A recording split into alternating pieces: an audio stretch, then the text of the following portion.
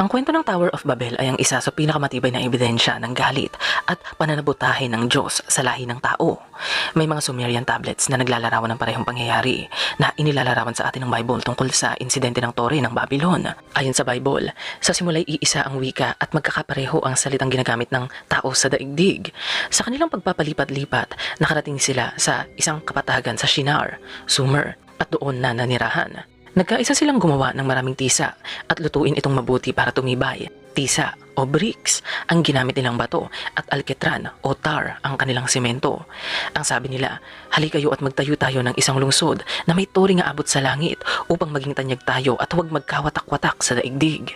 Ngayon mga ka-LE, dito makikita natin na gusto ng mga tao na maka-achieve ng magagandang bagay. Gusto nilang magtatag ng isang lungsod o sibilisasyon na may isang mataas na tore na magre-representa ng kanilang kooperasyon at nauunawaan nila na maggagawa lamang nila ang kanilang mga plano kung sila ay magsasama-sama at magkakaisa. Ngayon mga ka-LE, nagtuloy-tuloy ang kwento at ayon sa Bible, bumaba si Yahweh upang tignan ang lungsod at ang turing itinatayo ng mga tao. Dito na niya sinabi mga ka-LE na parang natatakot siya sa kakayahan ng mga tao. Sinabi niya, ngayon ay nagkakaisa silang lahat at iisa ang kanilang wika. Pasimula pa lamang ito ng mga binabalak nilang gawin, hindi magtatagal at gagawin nila ang anumang kanilang magustuhan. Basically mga ka-LE, nakita ng Diyos ang pagkakaisa ng mga tao at sa hindi malamang dahilan, naisip niya na ito ay isang hindi magandang bagay na kinakailangan niyang pigilan. Kaya naman nagdesisyon ang Diyos at ang mga divine beings na kanyang kasama na puntahan ang mga tao upang sirain ang kanilang plano at guluhin ang kanilang iisang salita o kaalaman.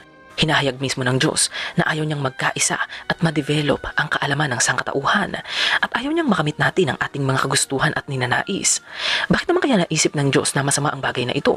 Isa pa mga ka-LE, malinaw na hindi lang si Yahweh ang Diyos na kumikilos sa kwentong ito dahil matapos niyang sambitin ang mga bagay na yan, ang sumunod na nangyari ay kinausap niya ang kanyang mga kasamahan.